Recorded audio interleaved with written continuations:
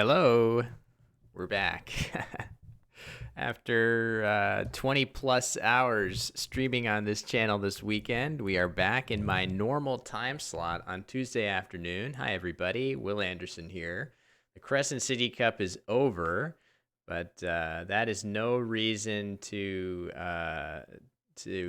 shy away from some of this amazing content that was aired here over the weekend and on Monday. So I thought what we would do today is just take a look at some of the more interesting games that took place on the stream this weekend. Obviously, if anybody is stopping by the channel, would love to say hi. Hey, Tactics, how are you? Thank you for being here. I think the intent is that these may become YouTube videos or other form of content here, but no reason not to turn it into an interactive experience on Twitch as well. Just because happy to address questions or talk about these games sort of as a team, as a group. There's a lot of stuff that happens in real time that it actually benefits. It benefits us a lot to take a deeper dive through some of these positions without the ticking clock that the players are experiencing. So basically, I just thought I would pinpoint a couple of games, and yeah, I agree. I think hey, Jello Mochas, who you guys were pretty consistent presences throughout the weekend. I thank you guys both for that. But yeah, trying to just make sure that when we get this really great content, that it does indeed persist beyond just the live stream. And of course, I'll be ready also to play a few games on Play Scrabble after this. We'll go for maybe an hour and a half, something closer to an hour and a half or 2 hours. Still a little fatigued from the weekend. So this is a really interesting game between Rashid Balagun and the eventual winner, Dave Koenig. This was definitely throughout the course of most tournaments, even if you're going to be the winner, you have to overcome a game that doesn't go your way. Hey, Weibin, how are you? And I think this was that game for Dave. This was a really tough one for him, some really interesting decisions on both sides. And let's just dive in. So basically, this game starts with Rashid going first. You see his rack here. I have my little screen drawing. Hopefully, this will help me illustrate some ideas, and we could turn this into kind of a discussion together. So I think it makes sense for Rashid to exchange here. He could play something like Uoi. This is one of these classic words that if you're playing with the Collins Dictionary, you're going to see this word and you're going to say, what the hell is that? But it is an archaic word that is sort of its use in Scrabble outstrips its use in everyday language for sure. You're not likely to see too many people crying this out on the streets, but in a Scrabble game, you'll see it all the time because it's got 4 vowels and no consonant to be found. That being said, if Rashid was going to play this here, it gives Dave a whole bunch of really nice letters to potentially play bingos through. And if any of the 7-letter words that Dave might have are very likely to still play alongside Uoi. So I'm pretty sure that I do like the idea that Rashid should exchange here. Dave, with the only play that hits the Q on this double letter score from his rack here, he's got the Q and the Z. He finds the right play here for sure. Rashid exchanging vowels and drawing more. But I think this is a pretty reasonable play by him here. And Dave plays Zooey. We like this too. So the players are relatively, cruising through the early going. All right, now, this is a really interesting situation. So here, this is the first kind of curious situation at all. So there's only one bingo. You see that, repaving here. And that is what Rashid plays. And it's hard to consider that to be a mistake. But there was a really cool additional play here. If you were to know it, verquire. Yes, a really obscure word again.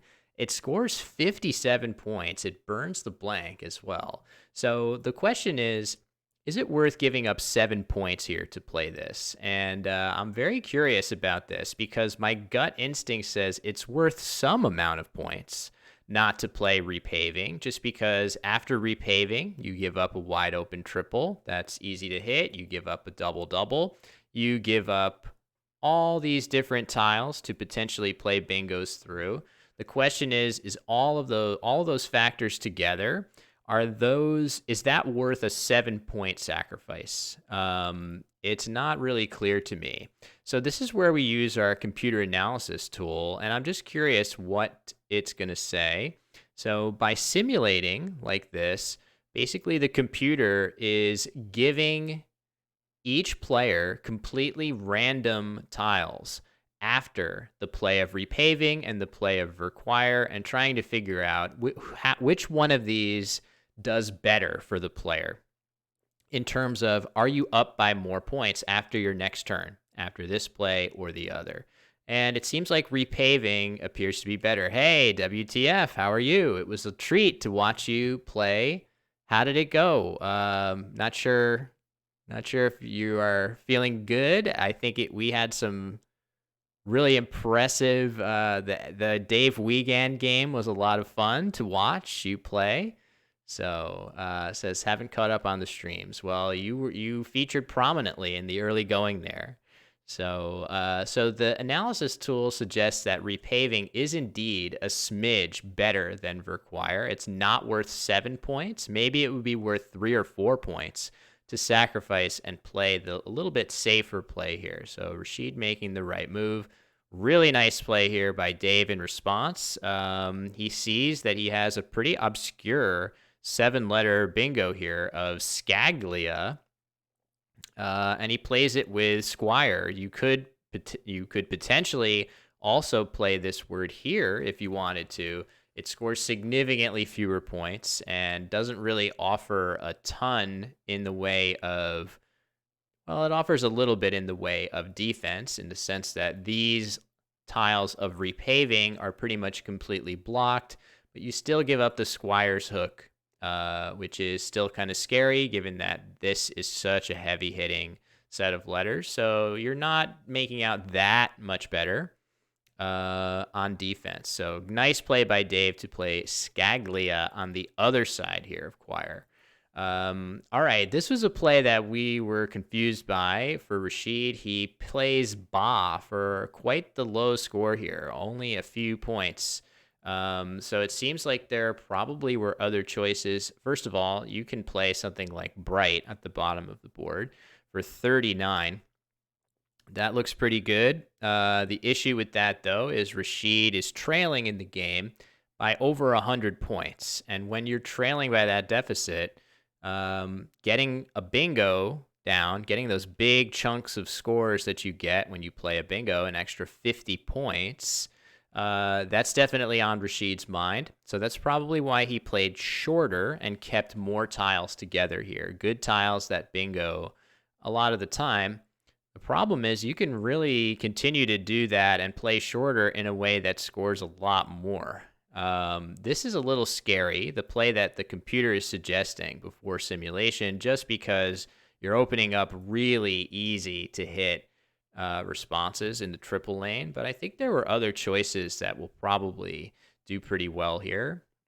Even just fishing the H off by itself. Yeah, so you can see just plopping the H down here could be a good option, just because this leave ABEIRT is actually surprisingly useful to hit this C right here. There are a lot of bingos that will play through this C with that leave.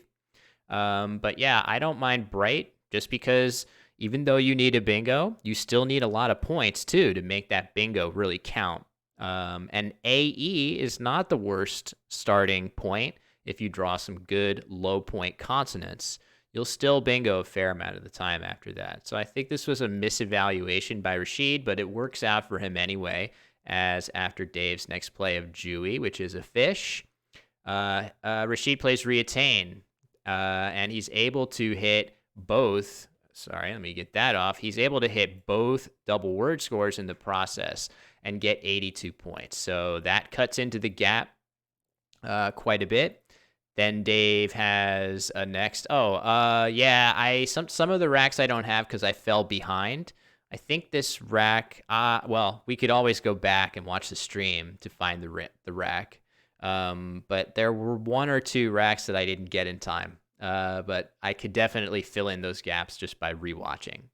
The picture quality was so good. There's no excuse for missing a rack on my part, other than basically we had a system in place where I was kind of quackling along with the game and then updating some other files with the score and tracking so that they look a little bit better than the quackle window on screen. So that's just a process where in the future maybe we'll have a designated person doing that or something like that. So there was another layer of complexity, but really Christian was handling everything behind the scenes, our producer, Christian K. So after Rashid bingos, Dave has this kind of weird in-between rack where he has decent bingo tiles, but he's also winning by 58, so he doesn't really have to worry about bingoing.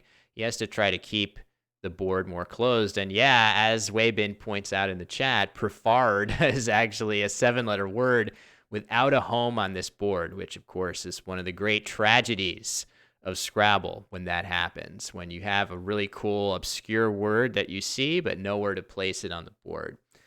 So Dave made a play that I kind of liked here. There were a couple different choices. So the play that the computer wants, quote unquote, is frap, but once we simulate this play more carefully, it's not going to like this play anymore, just because it takes an E-hook that you really don't need to create for your opponent here, I don't think. Not only that, it makes a good scoring spot here on top. I guess this scoring spot is still pretty good, but basically this play opens up a ton of bingos with the E-hook that you maybe shouldn't be doing at this score. We can see if Quackle wants to be aggressive here. Let's just have a look and see what it thinks. It is liking it for its offensive purposes. I think it's also liking the play that Dave did make of Parged, which is much safer. Just playing down here at the base of the board, taking a really solid score, 33 points. This is not the easiest place to hit with a bingo because it has to start with a vowel, so you're not giving a ton back to your opponent with this play.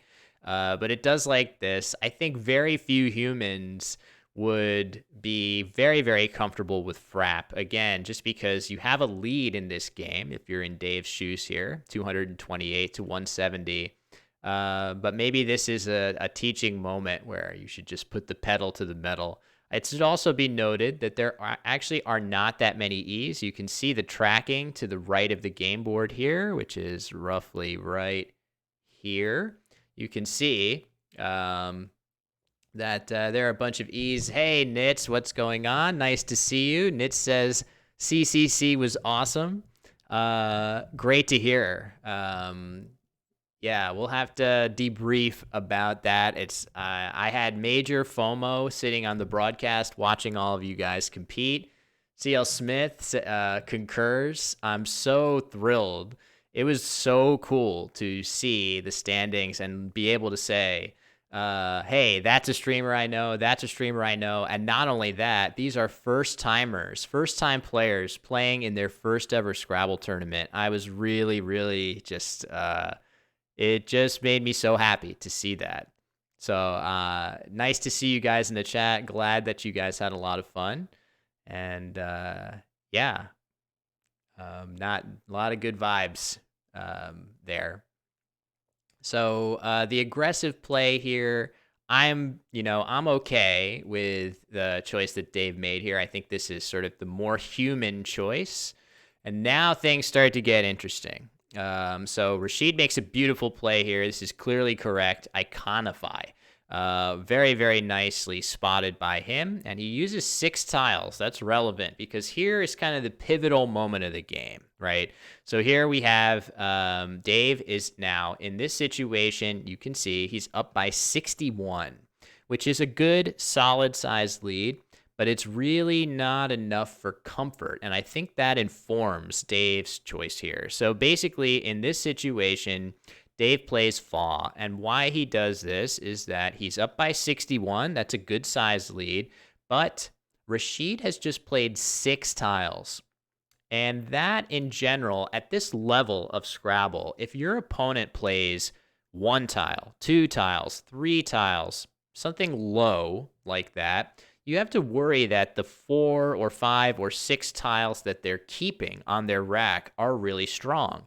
But when your opponent plays 6 tiles in one move like this, that means their remaining tiles are much closer to random. And when your opponent's tiles are random, you can worry a little bit less that they're going to have that perfect rack that allows them to pounce through this. Now, that's not to say you can't worry at all. And in his post-game interview with us, Dave did acknowledge that, he knew it was a risk opening this spot. But if you're so Fa is, with this rack, those are the 3 tiles you would most like to play, and they score very well, 34 points in this spot. They only score 2 points fewer here, but the reason Dave opted to go with this positioning of the word was that the odds of scoring something huge through the W is really not that good, but the odds of playing a big overlapping play that scores 40 or 50 points in this spot with the hooks to JA, ya, on the board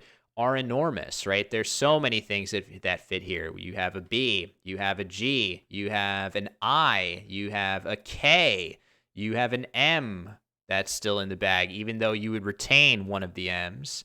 And you have an R. You've got, I think that's about it. That's a lot of tiles, though. That's easily, at least a third, probably closer to half of the letters remaining will fit in this spot and allow really heavy-hitting overlapping plays. So the odds of a scary play happening here are much higher than the odds of a scary play happening in this position. The problem is when a scary play happens in this position, it's devastating. And when a scary play happens here, it's still manageable. So Dave had to weigh pretty tricky risk there. Oddly, I think the best play here is probably something like Whame.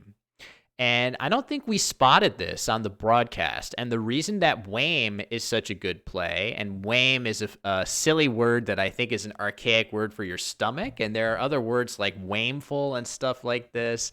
I think Whame is good for a couple reasons. One, it scores just as well as the other positions of Fa.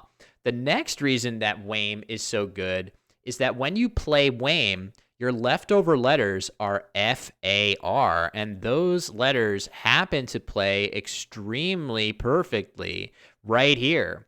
Any 5-letter word that you have that extends on top of here, fared, fairer, Pharaoh, something like Pharaoh is a very probable draw here. Even something like farts or farted, which you can't play on some of the lexicons on Scrabble Go for some reason.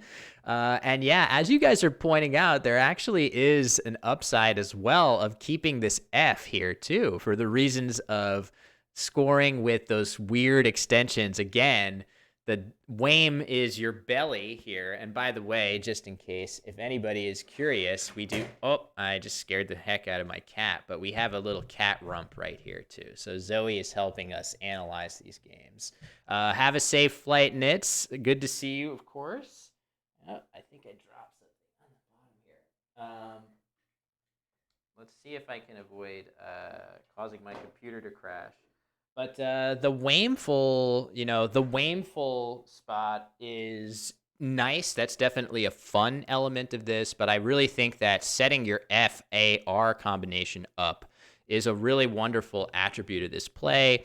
And you don't really incur a ton of risk here. It's not going to be easy for Rashid to hit this spot anywhere near as hard as you can if you're Dave. So I think that's probably the play. I'm just curious. Let's just take a look and see what it likes. Okay, so the choice of Whame is doing well, but it certainly still falls behind it wants the other position of Fa. So, Hey, thanks, Nits. Appreciate that. Yeah, it was a lot of fun. I gotta say, at the end of the day yesterday, I just curled up into the fetal position. I was just gone. There was no energy left. This is just a 2-ply. I could definitely change it to a higher number of plies, just to get a better idea for what's likely to happen in the future of the game. But you can see this play of Whame is doing quite well. So I think this might be the play that I would opt for here, seeing all of the choices and all of the attributes of the candidates here. And those top 3 candidates here being the play Dave made, the play he was strongly considering making, and then this nice alternative to those that doesn't really get you hit that hard. So, of course, if you saw the highlight of the stream, you know that after Dave's play of Fa, Rashid, to his E on the rack, he drew LNOST blank, and he plays toe lines for a triple triple, 149 points, completely changing the complexion of this game. There were a bunch of other things that were there too. 3 total words: townlets, townless, and toe lines for 149 points apiece. So Rashid had his pick of really big plays, and obviously that just totally swung the game around there. Yeah, townless, having no towns, that very pithy definition. There are some less words that are just really silly. I think one of my favorite less words is probably this: lacking a poet, poetless. Why is that in the dictionary? We just don't. There's no way to know. So anyway, tough break for Dave. I think his play was entirely defensible. There's a logic to it. Of course, if you're going to play that, you have to live with the consequences that some percentage of the time you're going to get hit with a massive play and a triple, and that, unfortunately for Dave, is what happened here. But still, he's in good shape. On this turn, you can see he has an S, he has decent bingo tiles, and I think he actually deliberated, and I think he originally put ham down in this spot before eventually playing here. And that seemed reasonable just because you keep decent letters, and so for Dave, holding AEGRS, the threats here for him is he's got a lane right here. He has a 7s lane. This is the most salient threat, I think, from Rashid's point of view. Dave can threaten a 7-letter word here, but maybe the real prize would be to draw into an 8-letter word ending in T, which you can do a lot of the time holding your E and S together. The reason that I say that is that this spot is never getting blocked, whereas because there's more action going on in this quadrant, you can reasonably expect Rashid to make a play that gets down in the way there. And sure enough, that's exactly what he does. He plays bat. I think this makes complete sense from Rashid's POV. Amazingly, though, again, we saw this on the broadcast. This is a tough one. I chalked this up potentially to, first, you can see that let me just cut to the chase here. There is a bingo of dragster here. The trick is, if this T were wide open in space, like if there was a T right there with nothing else around it, I am very sure that Dave would find dragster. Because the T is slightly obscured in both spots, now you're introducing sort of complexity to seeing that there even is a bingo in that spot. And we saw a few players miss words like this, that, it's not every missed bingo is created equal. Sometimes you're missing a word that's just free and easy, unimpeded by any other letters on the board. And other times you have to find bingos that are really obstructed, which this one is too. So this one would have been a big swing for Dave to see. It gets past him. And that's really finally that's kind of his last chance to get back into the game. Rashid plays dink to continue to, close down this part of the board. Dave continues to try to open things. Things are getting bleak here just because there's so little space. So I do understand the rationale. This is kind of maybe worth having a look and seeing if there are any other fishes that the computer engine wants. Oh yeah, it wanted this play. The reason that the computer wants this positioning of OU instead of the place where Dave did play it up here is just that it doesn't block this area and potentially gives you some outside chance of playing through the G or playing to the T at the top of the board. So it doesn't really close anything that currently exists. Whereas this, the play that Dave makes here, right here, this actually might block certain bingos that he could draw from the G. And it's actually kind of difficult to slot a 7-letter word here with the overlaps that he's creating. It's not really the perfect positioning for this. So that's, at this point, we're really splitting hairs. Yeah, you could do something like Rogue for sure. Rogue looks like a reasonable choice. The only issue I have with that is it uses a few more tiles than I would like, including that E. If you don't redraw just right, you're still going to be in trouble, but maybe that's the way to go. I think that's a reasonable choice for sure, Weibin. Yeah, good point, Jello Mochas, as well. This could easily create a situation where you score well and block both of these threats after a fish in that spot. So anyway, Rashid is able to make a nice blocking play. I think this is probably better positionally than playing your X in this spot with Exul. That's a really cool spot. It scores 41, but playing Mux here does block off the G and the new spot that Dave has created. So I think that makes sense for Rashid.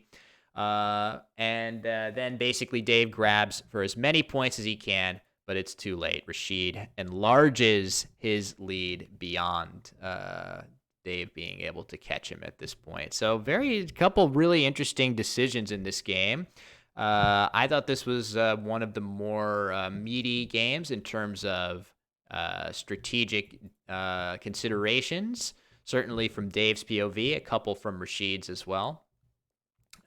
So yeah, let's see. What's going to happen if I close this? It's just going to delete.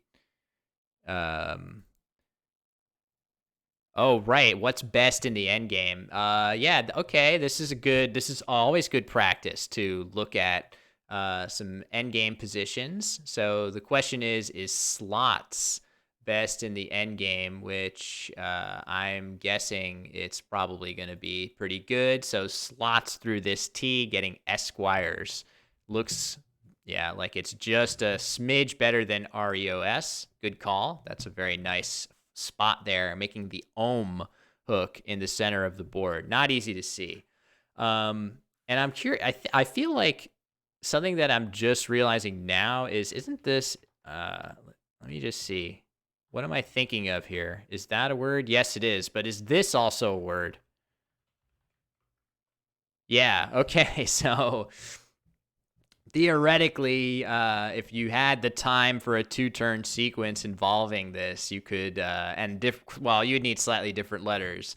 But this word actually takes an S hook on it as well. So there might be some situations where your opponent can't bingo out that it's actually better for you to hold this S in reserve and then play it with Esquires on the subsequent turn. But not this situation, of course, as Rashid can just end the game immediately. So, all right, let's see what happens here if I pop this off and it's just me for a moment. I'm curious where the Austin Puneet game is. I think that was like game 15, maybe? Yeah, okay. So this is another one that I just thought was unbelievable, this game. This one should definitely benefit from some analysis here, because this one was extremely entertaining. Let me change the round ID here. So this was round 15. And it was Austin Shin versus Puneet Sharma. This was highly notable. Yeah, a highly notable game between these two in many ways. So, yeah, the game starts out, and both players are just kind of coming out guns a-blazing here, but certainly Puneet much more so. So Pretty reasonable start for Austin. He has 2 E's, 2 T's, and a G and a B, and he's able to undouble those duplicates and get rid of his B and G in one move. That seems clearly correct.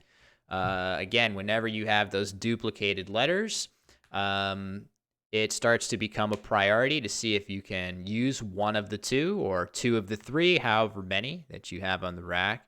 And the reasoning for that is just that it tends to be the case that letters with nice balanced collections of different vowels and consonants lead to you having more options on your subsequent turn. So we do have this sort of general understanding at this level of Scrabble that duplicates are a thing to avoid much of the time, not every time, but most of the time. So Puneet draws Gunir. That's his only spot for it. Oddly, Austin challenges it just to be sure. So 5 extra points in the bank for Puneet.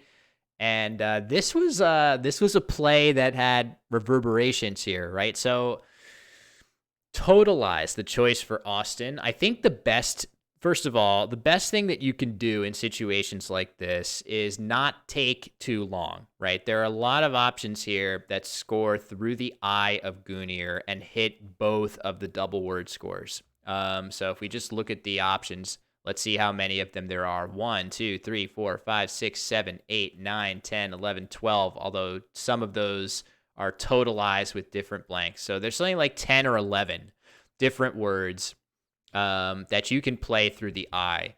So rather than, and we have another unplanned cat cam here to help us. So cat cam lovers rejoice. We got the cats in the house. I thought I turned that off. Sorry, gang. I think you got enough plugs for that. Although we're still going to be playing on there after this. So I guess it is relevant to plug play Scrabble. So Coleist.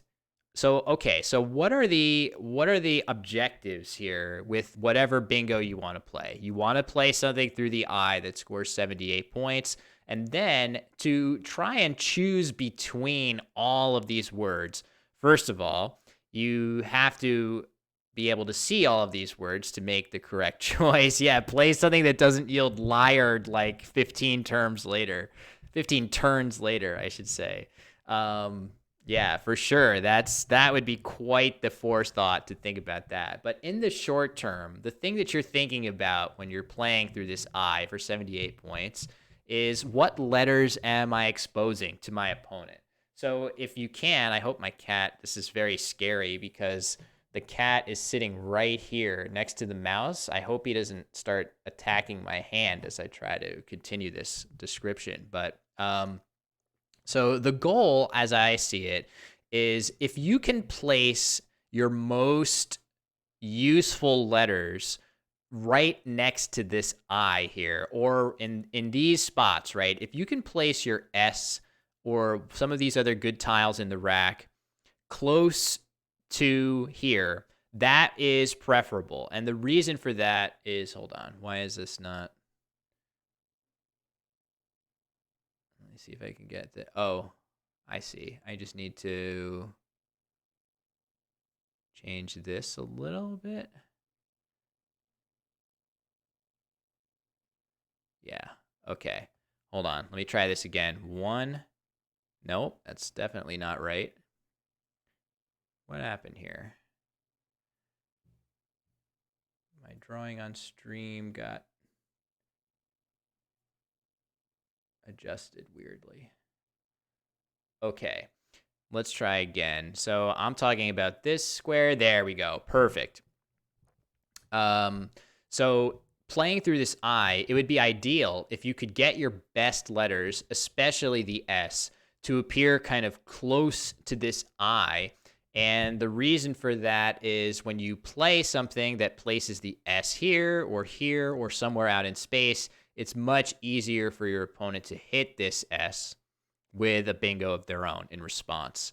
So I'm not 100% sure. I'm curious. Yes, stolonate. That would be very, very impressive. I'm not familiar with that word. Loathes is also kind of a cool choice, actually. This is really defensive, and I guess the problem with it is it still yields this big spot. So I think it's not going to be enough defensive to be worth it over the 78-point options. So I'm just curious if the computer is going to favor any of these more than the other. It's possible that it's going to like Totalize.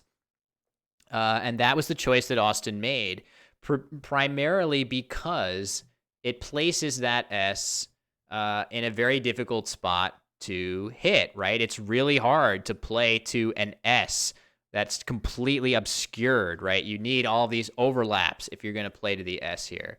Now, that being said, Totalize also takes a ton of hooks here, too. So in this spot, you can now have a D, an S, and I believe an R. So that is the price that you pay for, placing this S in a spot that's harder to hit.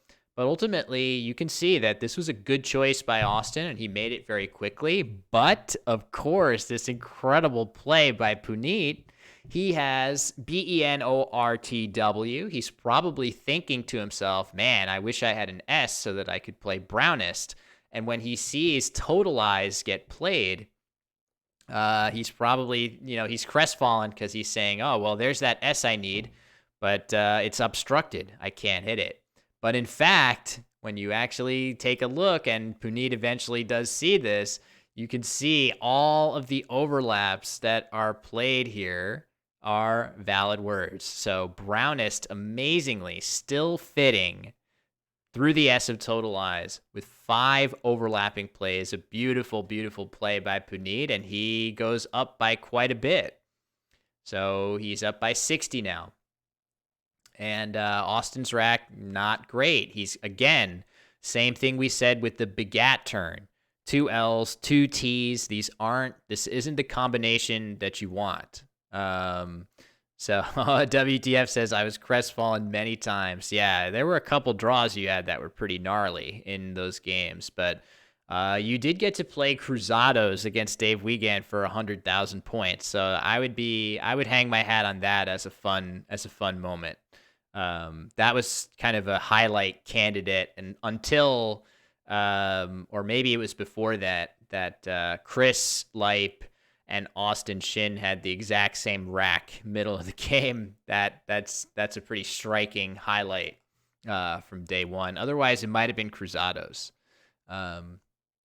So anyway, Austin plays Bolt here. This is pretty reasonable. I think getting an S hook on the board is helpful, although maybe obstructing the much better one is maybe not so good for the S. But again, the point, though, is getting rid of one of the L's, one of the T's, and keeping a pretty nice combination of letters could be the way to go here. It seems to, I'm not sure why Blot would necessarily be that much better than Bolt here.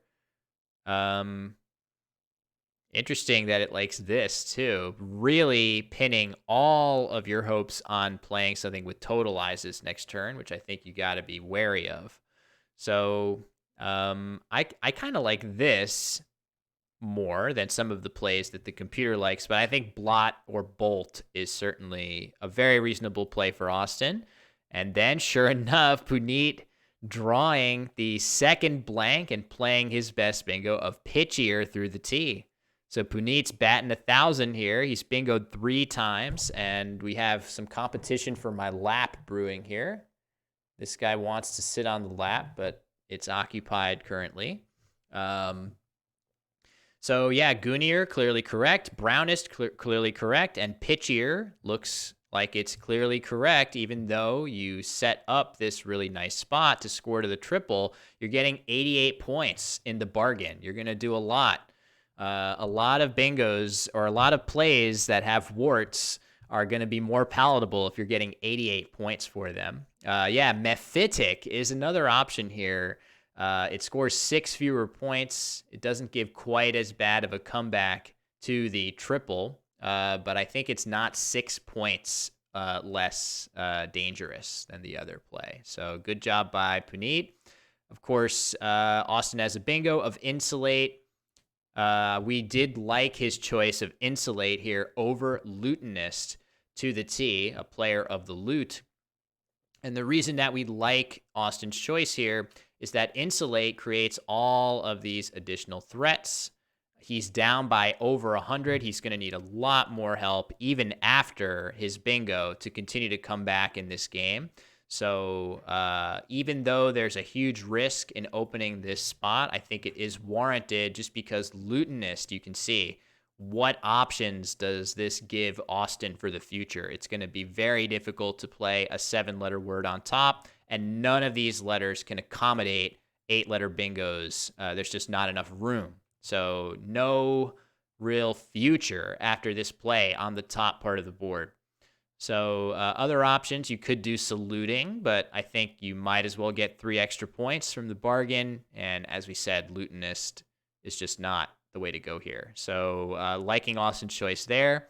Clear best option for Puneet here of fixed for 60. He's just cruising. This isn't a bingo, but it might as well be. 60 points is a huge amount. And the CK combination in the leave just harmonizes so nicely. It's going to help him score very well on subsequent turns too. So I think that makes a lot of sense again. And back over to Austin, down something like 130. He plays Peanut, easily his biggest scoring play. That's really, really nice to spot that with all 3 of these overlaps through the end. That's not the easiest play to see, but Austin does find it there. And now I think this is, so I think I said this on the broadcast. So knowing now that what we know, which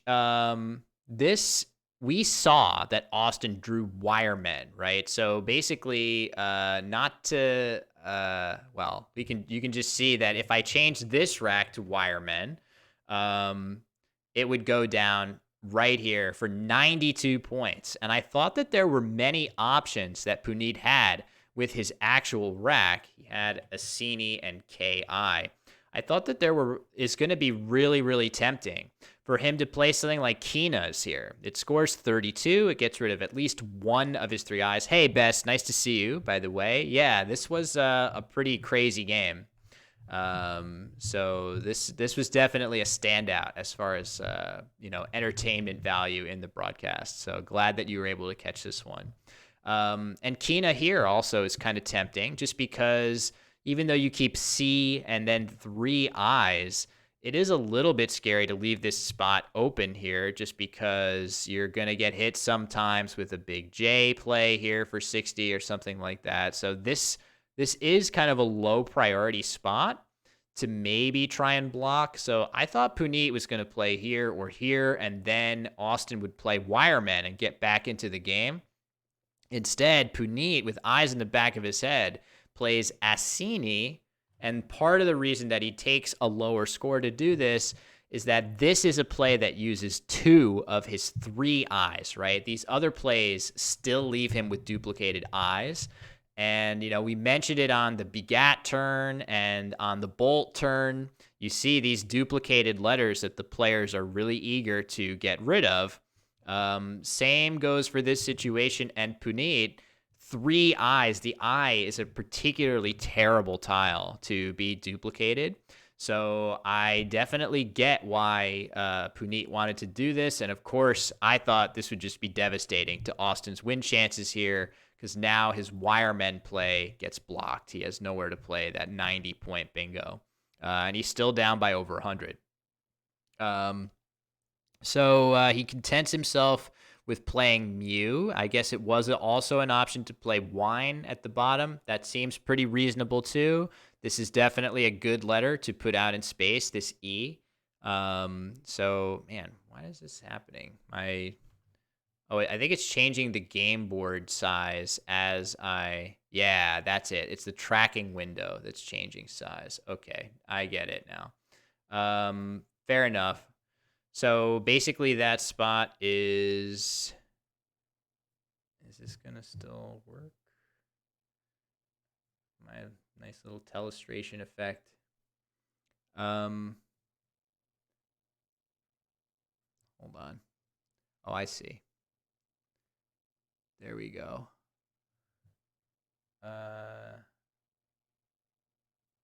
Yeah, that's better. Okay, so this E out in space is still a really good threat for bingos. So wine does have its advantages there. But Mew is also nice just to create a spot that's any play here. It's going to be pretty difficult to, well, actually, as I think about it, this spot is blocking the possibility. I was going to say a play here is going to yield a potential bingo lane response, but it really doesn't because of pitch here. So maybe I'm liking wine slightly better than Mew here. But it's close. Mew, the nice thing about Mew, I guess, is that instead of keeping an M on the leave, it keeps an N, which is a little bit better of a bingo tile for sure. So close plays there. Looks like a reasonable play here of Ferk, I think, scores more. And Figo, the O is a little bit better of a bingo tile than the K.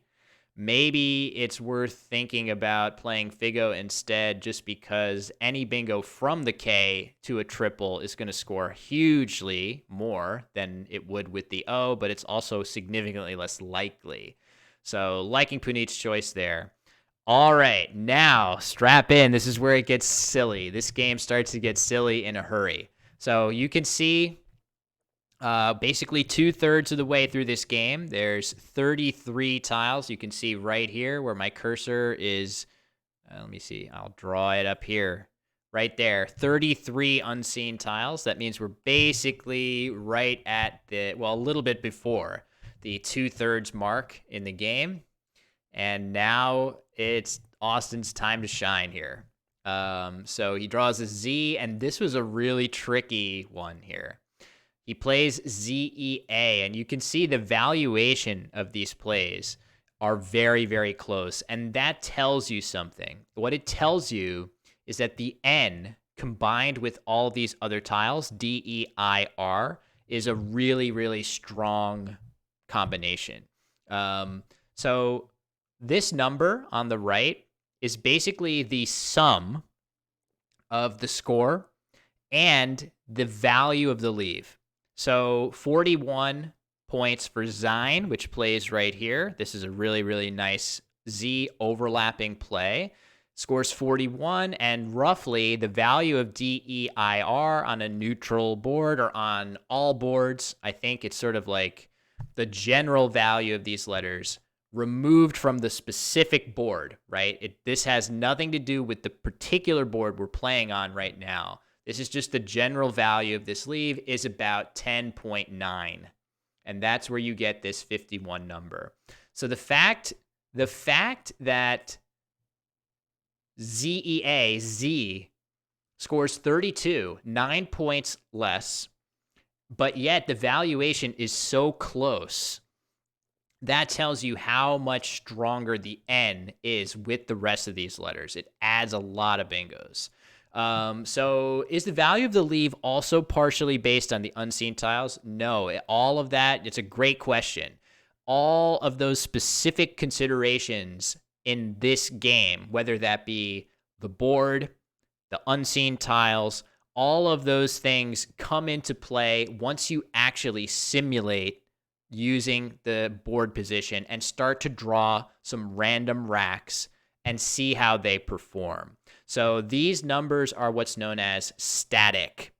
They're static. They are before any of the actual sort of live considerations of this board. But yeah, it's a clever idea. It's possible that keeping that N probably helps you bingo more from this N. It probably helps you sometimes get bingos from this K. The N and the K it definitely helps. Yeah, so ZEA is great because it controls the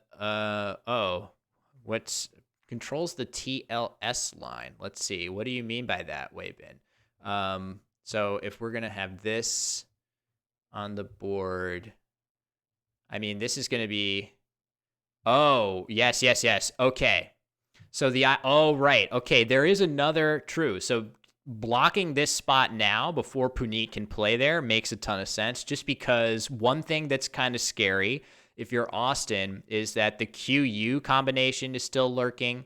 You could easily get hit with a play like this that would just end the game. There's other big scoring plays with a J you might be able to see play through there. So by playing in this spot, you stop Puneet from doing so himself, and you keep the N, which greatly improves that DEIR leave. So this is like a really, really interesting. I'm curious to see how they sim, just because, yeah, I mean, you can see the winning chances, though. Look at that. Winning percentage, according to the computer, 1.5%. So these two plays are basically a coin flip. I like the idea that Austin goes with here of playing up there and keeping the N and just maxing his chance out for bingoing. And this is a tricky. So this is where I think Puneet makes a really good play here of Agio just grabbing a bunch of points, not worrying too much about blocking any of these threats. He doesn't have, with this rack, AAGIOOV. He doesn't have a play that reaches here. That would certainly be his first preference. But barring that, he makes his one of his highest scoring plays and undoubles his A&O in the process. I think this is a pretty reasonable choice for Puneet. And again, his winning chances at 98% at this point in the game. Okay. Now, after a long think, I remember Austin thought for a while on this, but you could see he only has one bingo. It's Donaries, and he can't be happy with this because it only scores 65. You really would love in this situation to have drawn into a bingo to the K that scores 90 or to the M that scores in the high 80s. Instead, he has to take a play for only 65. That's not what he's after, and he's trailing by 120 odd points here, but he has to take it. That's his only bingo. All right, now here is where this play looks completely normal, right? This looks completely regular. Was there the valuation of dog? Yeah. Oh, that's simply because in general, the valuation of EINRS is incredibly high. The reason for that is a testament to the strength of ERS surrounded by other different low point bingo tiles. ERS is an incredibly powerful 3 letters. And because your odds of drawing a bingo after this play are so high, that's why the valuation is so high. The valuation is kind of bakes in not just the present score, but your odds of getting a really good score in the future.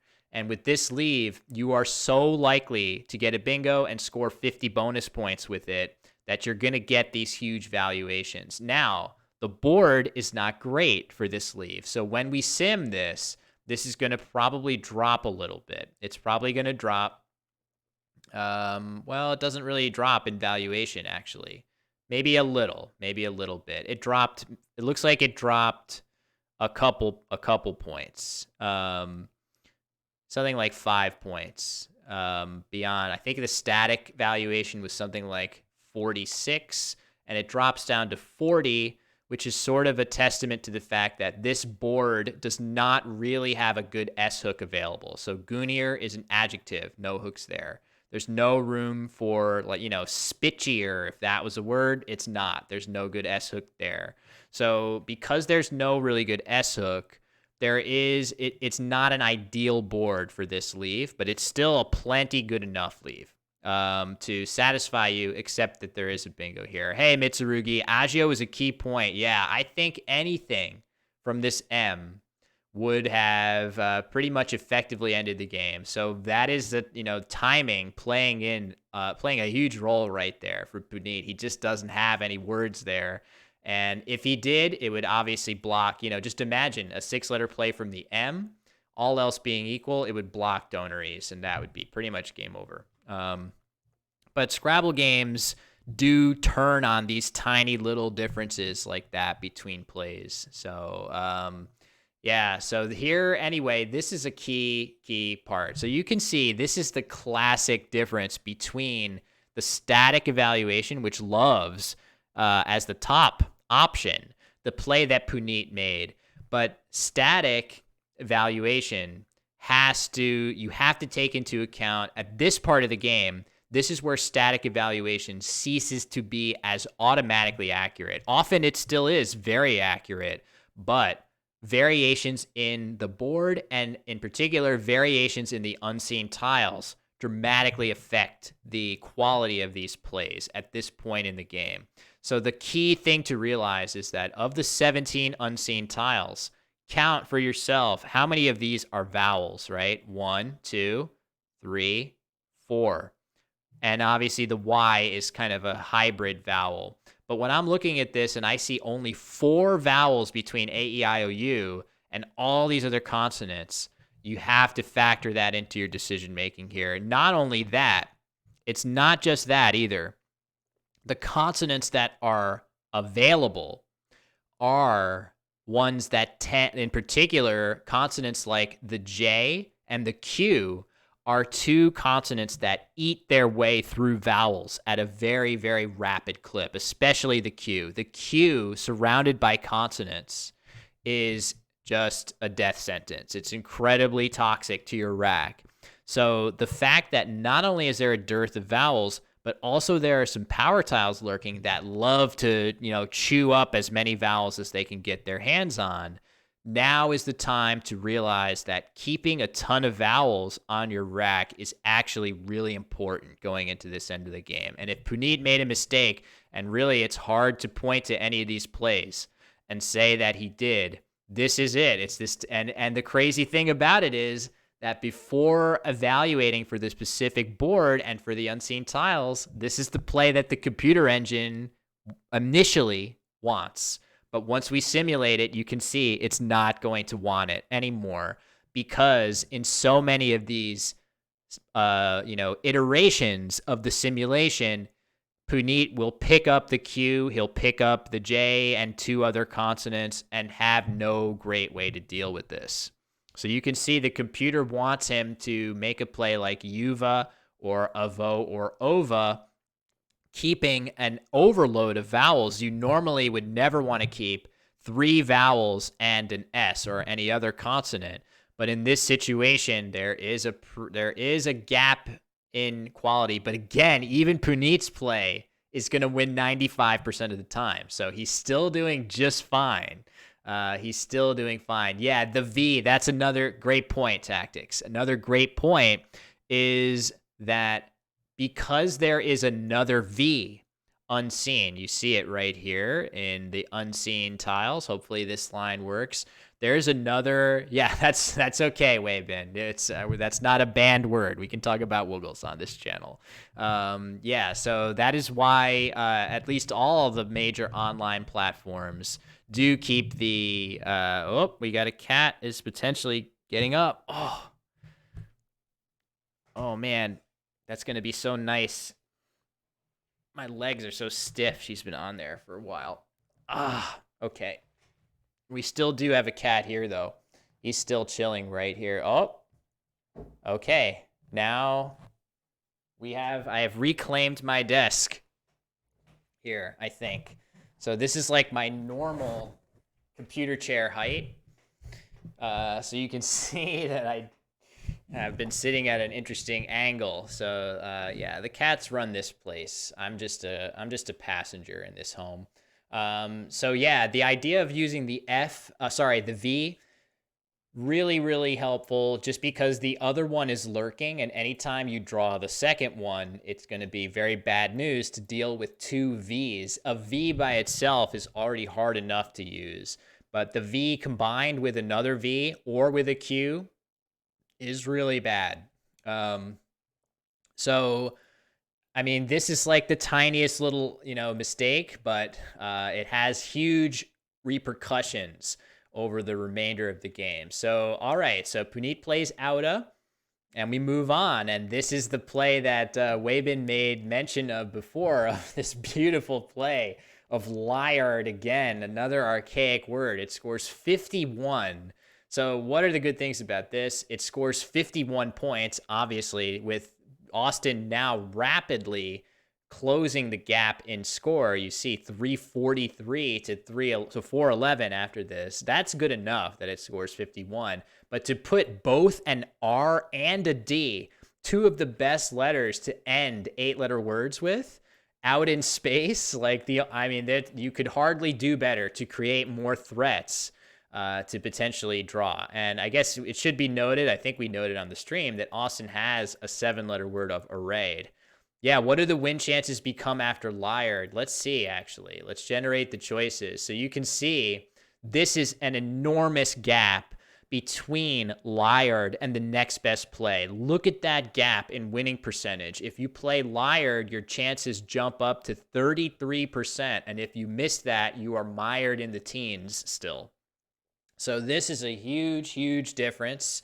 And I think it's very clear what is accounting for that difference. It's the combination of so many more points and 2 great tiles, like I said, to potentially hit. So, all right. So now Puneet has a really, really difficult choice. So this is where games get real complicated. So there are 3 tiles in the bag. You can look at all of these tiles.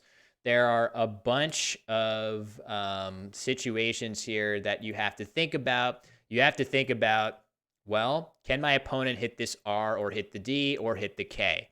And in fact, there's actually not that many things that you can do here that do that. So I'm just going to check, right?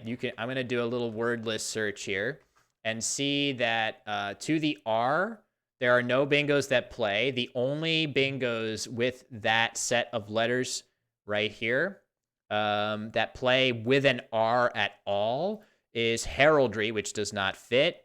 And then, yeah, haymaker and well, wait a second. Haymaker. Are we sure? Haymaker? I'm seeing only one A, and haymaker has 2 A's. Markedly, for sure. Markedly is absolutely a threat. But there's only 1 A, and haymaker has 2. So I could be misunderstanding. Obviously, that I misunderstood enough stuff on the stream.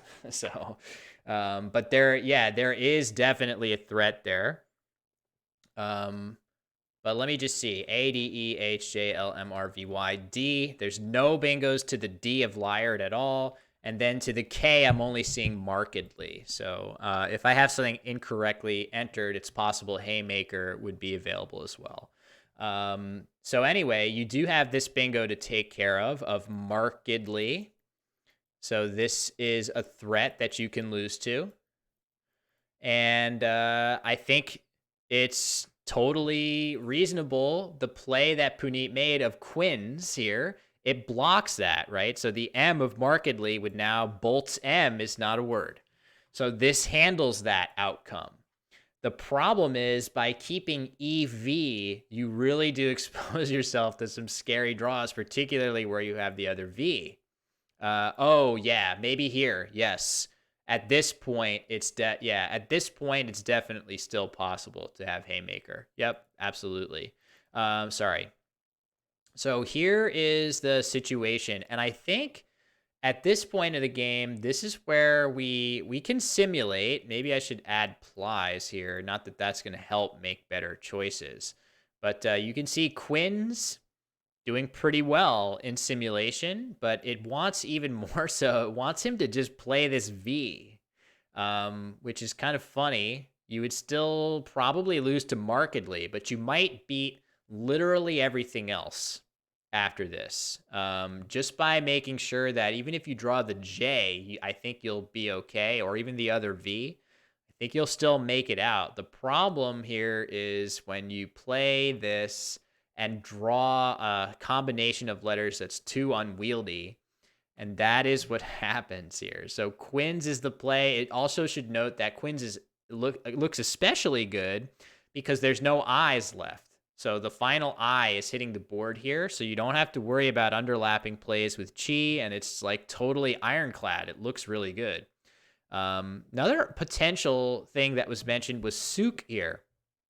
Sook is kind of nice because, again, there's only 1 I left, and you have it. So it's possible playing Sook. You will lose to markedly, but yeah. Oh, does Sequind? Interesting. So maybe VAR is getting that love because of Sequind when you draw the E. That's a good point. I don't know. I think I'm not sure that you would get any extra credit. Yeah, it would bump your valuation up, but not the winning percentage. I agree, Weibin. I think that's correct. But that's a good call that Sequind here as a potential upside play of just plopping your V down is kind of tempting. But yeah, I mean, from this perspective, you definitely Quinn's looks good, but you have to be prepared for some of these nightmare draws if you don't pick another vowel. And boy, this was like the worst possible draw that Puneet could have had. So you can see now on Austin's next rack, his tiles are ADEHMRY, and just fast forwarding to Puneet's rack, he draws out of those last three tiles in the bag JLV. It's hard to concoct a worse three tile draw for Puneet, frankly. The other V is bad enough, but a J to go with it, ensuring that you can't play both. That is the absolute perfect storm for Puneet here. And to Austin's credit, he recognizes it. And even though at this part of the game, he's down by 58, he's down by 58 points. How is it possible that he could come back? Yeah, VAR. Yes, that's one of the reasons that VAR. So at this part of the game, it's probably worth just getting into the idea of end game timing, right? So you want a couple of things close to the end of the game. You want to make sure that you don't empty the bag if you suspect your opponent is likely to have a bingo. In this case, we've seen that there is only markedly as a threat here. So only this one bingo is possible from that pool. So it's a little more reasonable than usual to empty the bag, especially if you're emptying the bag in a way that blocks that one bingo. So that is a major plus of Quinn's. One other thing that you want to be thinking about towards the end of the game is making sure that when it does become endgame, when the bag is officially empty, that you are the one with initiative to make two moves to your opponent's one. And that's what cost Puneet here, right? So Puneet got, once the bag was empty after Quinn's, even though Puneet scored so many more points, with Quinn's, it set up a situation where Austin was going to get two turns in the end game to Puneet's one, and that was enough for Austin to vault ahead. So that's another consideration. Oh, it's another good point by AI Brady that this spot here for the J is kind of scary to allow Austin to have it. But I actually feel like it's still like that in general. You still outrun the J after Quinn's a lot of the time, as long as you have a decent follow-up play for yourself. But blocking the J is a very, very valid concern there with VAR too. So anyway, the tiles here, so many good scoring tiles that harmonize together, including that H, which is so important. The H to fit this right here and go down is a really, really heavy play, and he plays Hay first. And Puneet is just powerless to do pretty much anything here. He can't play both his J and his Vs. He plays his best move. When we figure out what is Puneet's best mathematical move here, it is Jar, which he plays, and then Austin follows up by playing Dram for really one of the more dramatic comeback wins that I've seen in recent memory. So it was a super, super cool game. This pre-end game is still really complicated. Probably could do with even more analysis than I'm giving it right now, just to go through and really play out all of the potential pathways that the game can end from here on out. But ultimately, this would have been a really tough one to avoid playing something like Quinn's for me, just because it blocks the lone bingo threat, and you're gonna basically win unless you draw something, do badly. Oh, watching Quiver move up. Yeah, is that what happened here? Quiver. Oh, interesting. Yeah, Quiver does get quite a nice boost from where it initially was.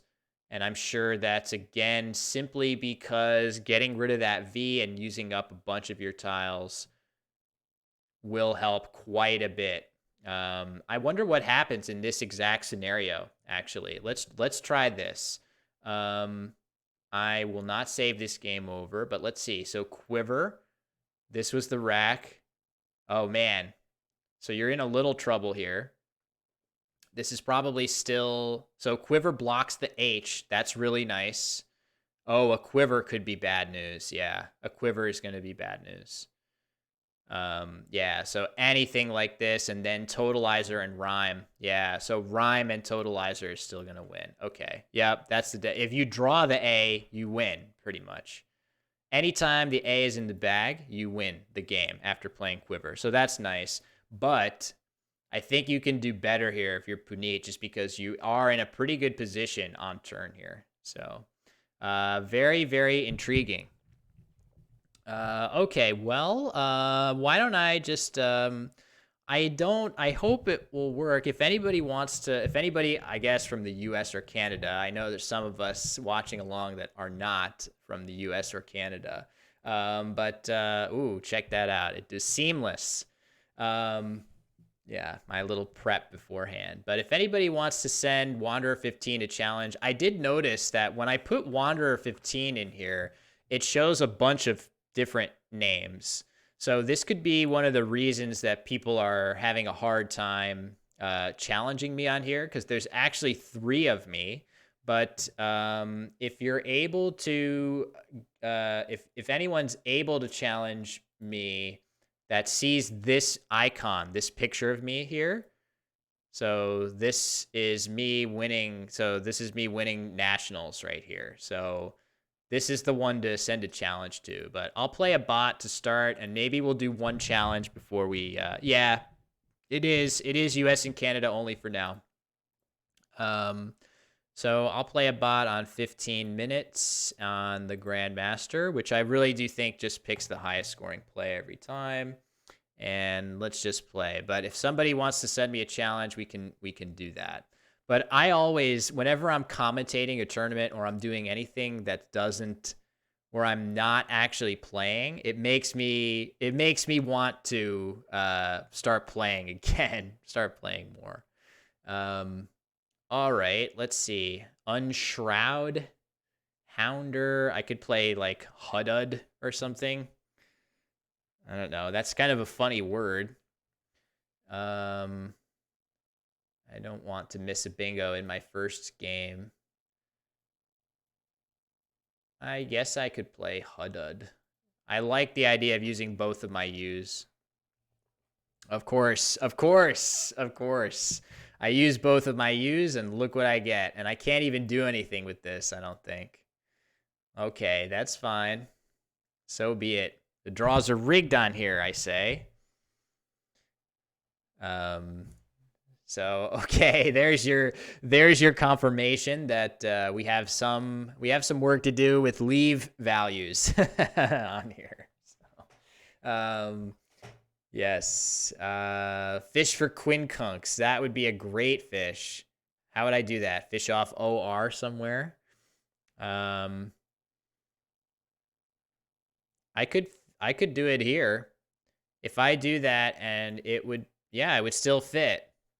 It would still fit. You think you see Conquer? Yeah, I could play Conquer, burning my blank in classic computer style. Oh, I need to not do that. Conquern.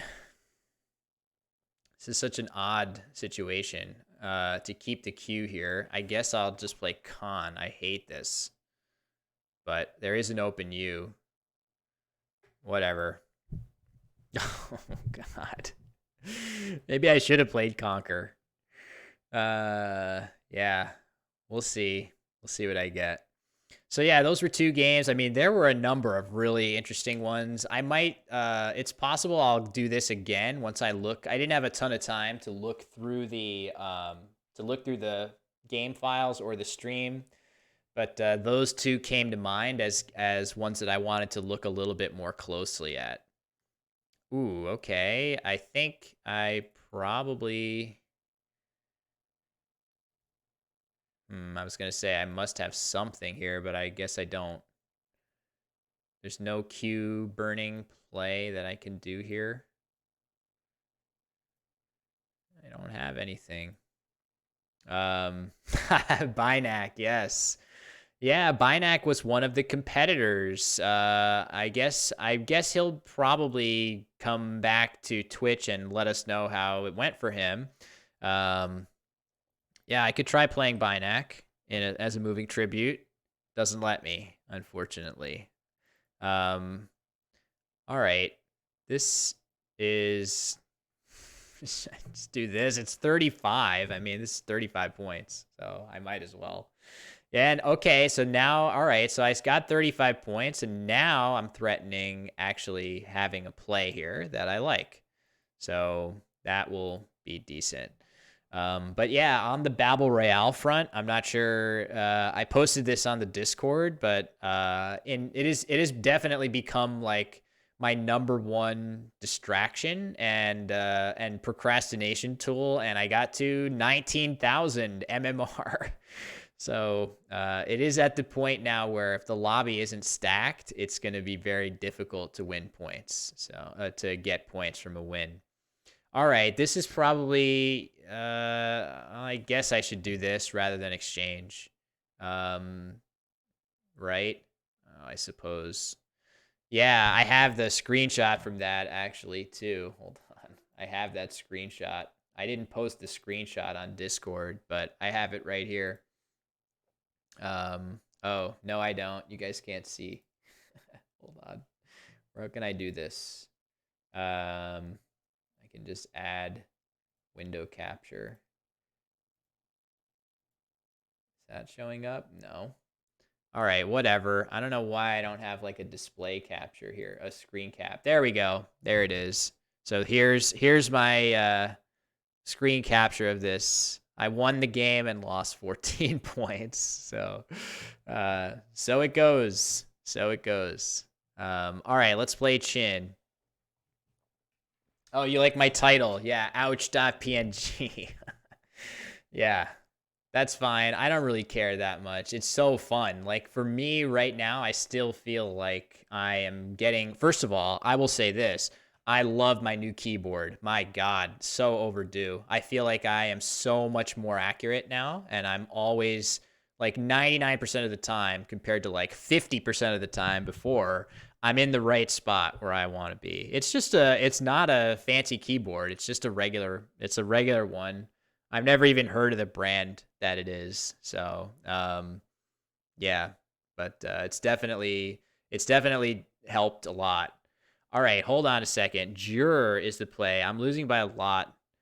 Do I have some L play other than locks here? Yeah, that's true. Okay, so that's another thing. So on my personal channel, I have not heard back from Twitch yet on whether they will grant me Twitch partnership. So it's been a week. It's now been a week. I applied on Monday of last week, and I'm hopeful to hear back soon, I guess, but haven't heard yet. So that's no update, unfortunately. I will let everybody know what happens when either I am rejected or not. I think I'm very likely to be rejected the first time around, just because I haven't really established a long running, pattern of hitting the metrics that they want to see. But I gave them a really good, story of like, hey, I would be the first word game streamer, the dedicated word game streamer on the platform. I got all these big dreams for us to be much more like chess on Twitch and all this other stuff. That can't be as much as I can get here, can it? Surely I can do better. Maybe not. So, yeah, Tactic says Twitch can be mercurial. One streamer I watched met the requirements for more than a year. Yeah, so I'm curious to know, you don't have to, tell me that much unless you would like to, about what is that streamer's focus? Do they play a game that is off the beaten path, or do they play, I don't know, like Fortnite or something that's pretty well saturated? Because that does seem to be It is Fortnite. Okay, so like that's the only thing I can really hang my hat on, is that I do not represent a market that is sort of well, established on Twitch, and I've heard the conventional wisdom is that they like that. Wow, what a weird play. What does that mean? Avel. Um, okay, so this is pretty close so far, this game. I have like Gustos or something. I guess I could just play Guts or Gust. I don't think this is a word. Yeah. Oh, well, Avello is definitely not a word. Yeah. Oh, it is a word. Okay. Why didn't I thought, was there ever a time when this wasn't a word? Um, all right, let's think. Is that something I want to play here? I'm not sure. Yeah, I thought it was that for Gustos. I guess it's probably fine. Plus, we were talking a lot on the stream about how you don't want to give your opponent extra information that you have another S, and the computer is just the person to not care about that for. I don't care whether the computer knows that I have an S, because it can't know that. It doesn't know anything. So I'll play Gustos here, I guess. And didn't draw great, but that's all right. We'll see. This is kind of dicey. I could see myself losing this. Ooh, goads. Okay, that's not. Oh, that's a nice place to play. I didn't think about that. Yeah, even if it did know, it wouldn't use it. Yes, exactly. It's hard to say what does a computer know. Well, wait, now I could play this, and this is like, if I draw two consonants, I'm in business here. The nice thing about this is even if I don't hit an S hook. Wait, do I have my draw on stream here? Hold on. At some point, I won't need to do this quite as carefully. Is this going to show up? Yeah, pretty much. Um, so the nice thing about this is that this is going to probably stay forever because the computer will not know to block this. So let me just look at the unseen tiles. Oh, well, would I play this? No, I would undouble my A's. Plus, I don't want to create a situation where it can put an F there, actually. That would be doubly bad for that reason. So, only question is, do I have any other thing I want to do? No, I think this is good. I like the idea of putting this S hook on the board forever. I hope it doesn't blank bingo. Again, the blanks are denoted by these tiles here. So if it blank bingos me, then we know there's a bug that needs resolution. For sure. So let's hope not. So I didn't quite draw well enough yet, but I'm hopeful to continue to fish to that spot, basically in perpetuity here. Okay, yo is the play for the computer. What now?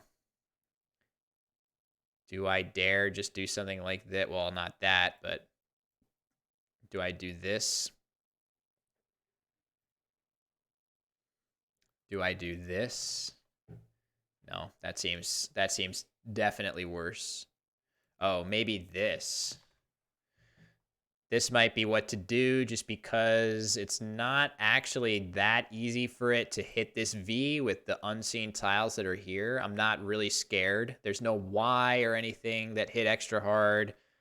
A lot of that, like if it has an M, it's going to be not that easy. Maybe it could play movie. That's like the worst thing that could happen, pretty much. Kiva. The worst things that could happen are Kiva and movie, I think. Hey, Chess Bunzo, good to see you. We had some cameos earlier from CL Smith and a couple other people.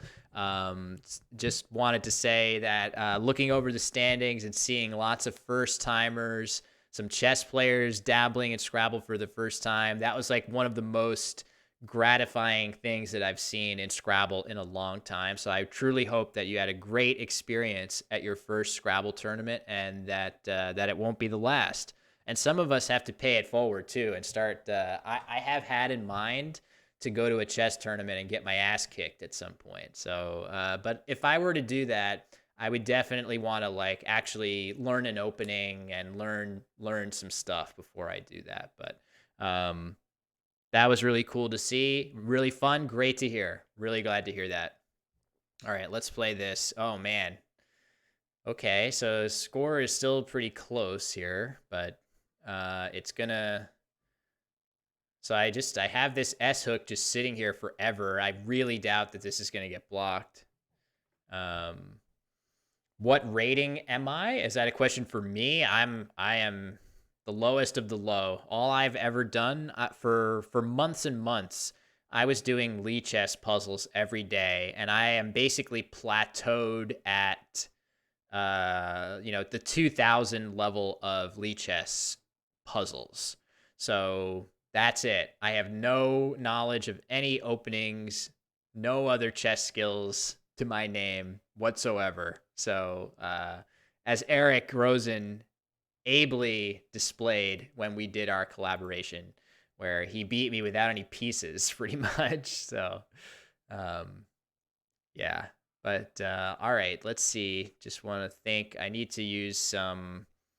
Similar to you. I see. Yeah, I just I have now. I think it's fair to say I know enough about chess to watch a chess stream and be able to appreciate really good commentary that makes it clear to me what the players are doing. And that's been so instructive to me to try to pattern my own Scrabble commentary after that, to watch chess broadcasts and just hear how they approach it, and realize that there is a barrier to entry to chess just the same way that there is to Scrabble. The words are a little more outlandish, whereas in chess you can easily just learn how the pieces move and understand, but it's really difficult to look at a chessboard and understand the patterns of it without guidance and without good commentary. And I think the same kind of applies to Scrabble. Really, really want to hone my craft there. So this doesn't feel great to do, but I'm not sure how I'm supposed to use 3 vowels here. I really want to use 3 vowels, and I don't want to just do something like this that scores no points at all.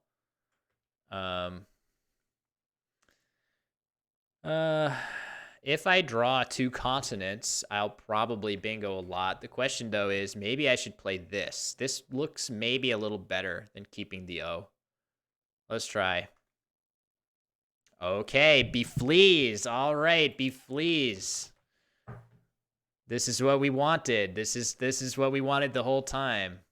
We set this S hook up, and we didn't get to use it for 3 or 4 turns, but eventually we're gonna get the. I think. Let's see if I get the absolute stinger. Ooh, okay. It plays out learn as a bingo, but it empties the bag in the process, and I'm gonna win the game. All right, we did it, gang. We beat the Grandmaster computer, despite, well, I don't know. You guys can tell me if I missed anything big there. Okay, if anybody from US or Canada would like to play, and you have to send the correct Wanderer 15, the one with the picture of me holding the check, you have to send me a challenge on playscrabble.com. If anyone wants to do that, that's fine. Otherwise, I'll play one more game against the bot, and we'll call it a stream. Basically, I think the next stream that you will see on this channel, I would like to add, is going to be hosted by none other than Axer Typo. So I'm very, very excited for this. Axer Typo will be our first sponsored streamer on this channel. So I'm really, really eager to, have that be something that becomes the norm. And Josh is going to be sort of rewarded for his efforts so far. Yeah, Axert Pog. Why don't I stream on my own channels? I plan to. I'm trying, Alec. Maybe I'll stream. Oh man, I'm still a little tired. I think after this stream I'll probably take it easy this evening, but maybe on Wednesday night I'll stream on Wanderer 15 again. Definitely want to stream on my own channels in addition to this one. No, not just chasing If I was chasing the 75 viewer streams, I could have had Crescent City Cup be on my channel. But no, we're trying also to build this channel up quite a bit. Is there any Scrabble bot similar to chess bots that actually plays well? Yeah, the Hasty bot on Woogles is a very, very strong opponent, and it's only going to get stronger when it learns to sim.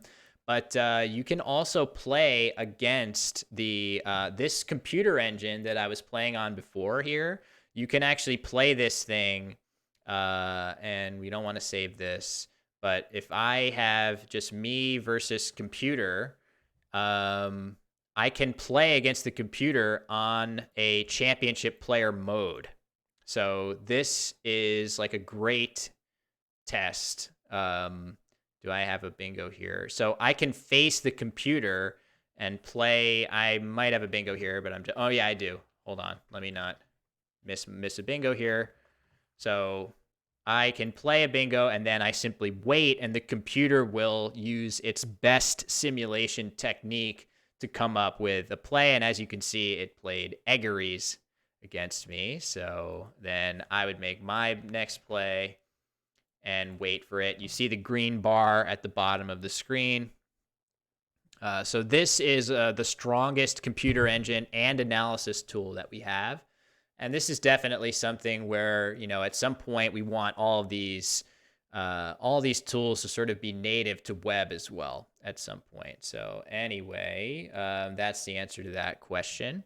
So yeah, but these bots are typically just pick the highest scoring plays, which is a very, very, very exploitable strategy. As you can see, I was able to set an S hook up just knowing that none of the highest scoring plays available to the computer would ever block this S hook. So, all right, let's play one more. Let's play one more against the bot.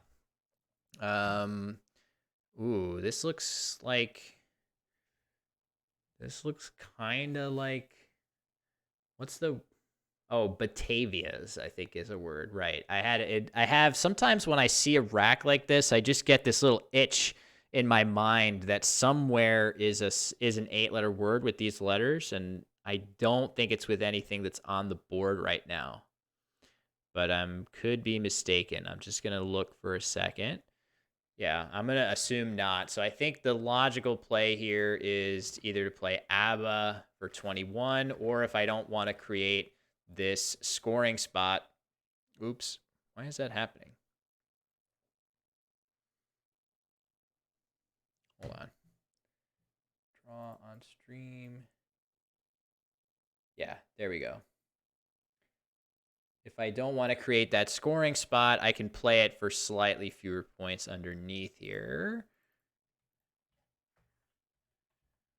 Wait, why is this happening? There. Oh, wait, that's more points. Is that possible? Yeah, I get more points and I don't make the scoring spot. Oh, it's because I get an extra double letter. Okay, so this looks good to me. Okay, so we like that.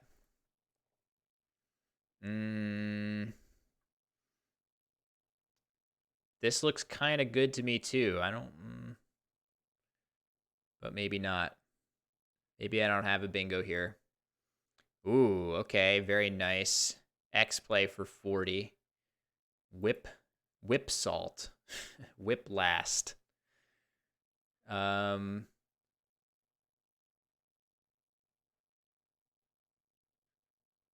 So pretty good play here would be something like Pilaw, I think. This looks like it should be good. It's tempting to do something like, it is tempting to play shorter and play something like Paw. The reason why this is tempting is that I have an L that would potentially go down for Mule here. But this score is only 32, and that nuance of that play is not really that helpful to me. So I'm going to play Pilaw. Oof, okay. Not great. Maybe I have some like Verastic or something. It's not quite. Evac. I feel like evac, this is a word that I think I've seen tried. I think I've seen this tried in like Babel Royale before and said to myself, like, yeah, that really should be a word, shouldn't it? So Muffin with Tentacles says someone coded this bot to open vertically. I guess so, actually. I've noticed that it does that, but I feel like it somehow switches back and forth. I've seen it open horizontally before. So maybe it was like a V1 was horizontal and then they made it even better by letting it open vertically, I guess. I don't know. The vertical opening debate rages on. Yeah, you and me both, Muffin. I think we both are two horizontal fans. The nasty, nasty verties doing their thing, which is a blight on the game of Scrabble. No, just kidding. Or am I? All right, let me see. I have weird letters here. How do I mean, do I literally play like jurist here? This doesn't seem, leaving CV 26. Ugh. I really don't want to do that. Something here. This does not seem right at all. I would love it if not for the V. CRST is a great combination.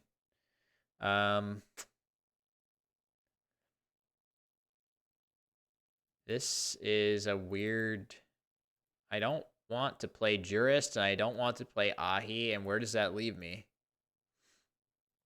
Oh, I play Vitric. I'm supposed to play Vitric here. This is the play for sure. Yeah, Vitric has to be it. Yeah. Okay. Good. I yeah, stand at that. As soon as I saw it, I felt like, oh yeah, this is it. This is the play I'm supposed to do. All right. Now I have the Q and a U to play through, and Vitrix is also good. I feel like Vitrix is like it's like the science of glass or blowing glass or something like that. I think it has to do with that. Um, so I don't think I don't have a good play here yet, but I can just play quad probably and do decently for myself. Quad jets, that's not a word, but it could be. Tri-jets is a word. Um, somebody once played Quinjets again. I think it was actually Marlin. Played Quinjets against me, which was surprising to say the least. All right, let's play quad. Oh, Jeepers. Jeepers, what a play. Jeepers, if I can play this, I'll be so excited. No, not Prudencio Hill. Oh man, good golly, Jeepers, we got a good place to play. Wait, what? What? Oh, right. It just didn't. There we go. Okay, 115. Could that possibly be? I mean, what is this? This isn't going to be anywhere close to 115. 91. Yeah, Jeepers, creepers. Where'd you get those tiles? All right, that's nice. Of course, this board. Hey, Jeremy, by the way, nice to see you. Now, this board is still super open though, so can't rest on my laurels at all. What I would like to play that I'm almost certain will be blocked is Eiffel's. No, don't tell me tiles should be connected. This would be great just to get all this clunk off. Oh man, I'm gonna get to play that. But let's just quickly imagine, like, what if I play? Oh my God, it fits. Look at that. Okay, 64. Jeez, this seemed plenty good enough. 42, but there is no way I can't play this. So, well, hold on. The validation. There we go. Yeah, we're aware of this validation issue. When you type too fast, it takes some time. But anyway, this S is obviously super, super scary. I mean, I don't love leaving this open, but I have to take all these extra points here. There's no way around it. Ooh, okay. Missed wire is, I feel like I've seen that be played before too, but it's not a valid word. Miss wires. This seems such a word, but it's not. I've seen it be played and challenged before. Whoa, quadrated. Okay, didn't expect that. All right, fair enough. Yeah, that's a cool play. I mean, again, this is a great example. I don't think this is likely to be the right play, given that it just burnt its blank, but it is pretty cool. You S hook me all night long. Oh man, that's nice. I actually, when I was first starting to stream, I went onto some lyrics website and I looked for every song that had Scrabble in it at all, and I got all these lyrics, um, that I could play. Like, there's a bunch of these that I have now. Hold on, it's in my, where is it? It's in my Dropbox. So I have like almost every song that has anything to do with Scrabble, I have it here. So like this. Hold on. Q is for cat. Okay, Q, cat. What? Yeah, it's QAT. It's an evergreen shrub. It's a perfect Scrabble word because it's a Q with no U. There's not many of those. You have too much time on your hands. That is a legitimate song by the Bare Naked Ladies, in fact. And then I have, well, we have like the well, some of these are not appropriate for this channel. Barry Manilow. The pictures on the wall we can split in half, and you can have the Scrabble game. Yeah, see, he's having a sad breakup, and he's letting. This is why we in the Scrabble community have canceled Barry Manilow. He allowed his breakup partner to take the Scrabble game, and we know that's not cool. Okay, what am I supposed to do here? I feel like this is a pretty strong play, actually. Just leaving the S open forever. Again, we are playing with the UK dictionary here, so that allows me to do that. But if I could play something here, I would like to. So, yeah. Yeah, drip shot. That's right. How could Barry do that? How could Barry Manilow do this to us? Unacceptable. All right, let's just go ahead and play this. All right, hold on. It's not quite. We got to give it a second. There we go. It validated. Oof. Okay, so I am playing a very dangerous game, letting the computer hit this S where it's very likely to find all of its best scoring plays. So that's not smart for me to do. So hopefully I don't live to regret that. I have other, hold on. I have other, hopefully this doesn't get me in trouble with, like, okay, grooves, I can live with that. That's not that bad.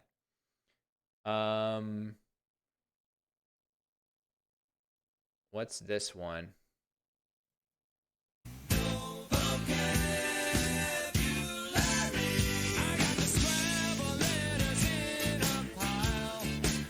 Okay, somebody that has Scrabble letters in a pile. I don't remember which one that was.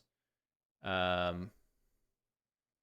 there's a whole bunch more in this file. I'm just not sure. I'm not sure of the work safeness of them.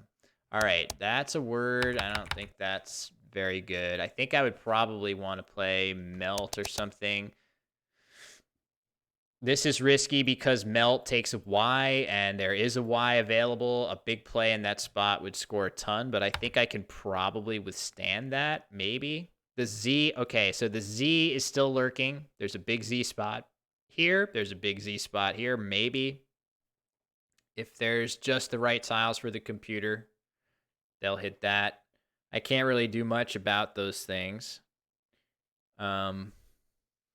Oh, maybe now is the time to play up with Vitrix or something. I don't think that's not a word.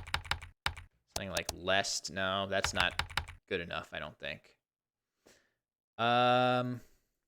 Okay, I could play ment instead of melt if I want, but let's just play melt. If it has a melty play, I'll regret it. Otherwise, I probably won't. Oh, well now, okay, now I have a massive play up here. I have 2 S's too, so all I have to do is just, actually, I kind of hope it has the Z or the Y here, because I'm going to get an enormous play at the top of the board. And we'll just have to see. But yeah, Scrabble's in a lot. Ooh, look at that. Agnize. I didn't see that coming. All right, well, this doesn't change much. I'm definitely playing Gush here. And drawing Ionizer and Noisier. So Noisier right there should do the trick. Assuming it doesn't get blocked, and I bet I have other stuff somewhere, don't I? Maybe. We'll see. What do I have if that spot gets blocked? Ionizer, Noisier. Okay, did not get blocked. And it emptied the bag, so. Okay, there we go. Another win against the computer. Oh, ironies. Ironies, yes, another word in there. Ironies would have played for more with overlaps in that spot. Whoopsies. Okay, good call. Good call. Should have seen that. Okay, gang. Just wanted to hop on at my scheduled time. Basically, every week we've carved out these 2 hours of the afternoon that I'm going to be on this channel doing some streaming, doing some game breakdowns. Hopefully, in the future, we're going to, at some point in the near-ish future, we're going to start to have native tournaments at playscrabble.com. And of course, I know for those following outside the US and Canada, I know it's annoying, but we're hoping to have that squared away at some point soon as well. So basically, I'm going to go ahead and call it a stream. I'm not sure if I actually don't have any streamers followed on the Scrabble Twitch, so I have to do my own Twitch and see if there's any appropriate Scrabble people to raid. Anybody's playing, maybe I could, if someone's playing Battle Royale, we could do that.